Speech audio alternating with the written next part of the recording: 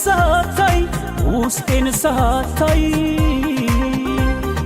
ተከፋሽብኝ ወይ በኔ ላይ እንደማፈቅርሽ አታውቂም ወይ ሰው ይሳሳታል መቼም አንዳንዴ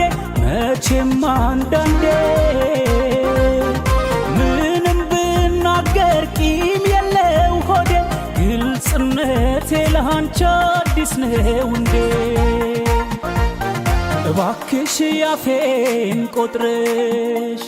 የውስጤን ሳታውቂልኝ ባዶ ቤት ሐሳብ ናፍቆት ፍቅርሽን ጥለሽብኝ አትጅብኝ አትጅብኝ አትጅብኝ አትጅብኝ አትጅብኝ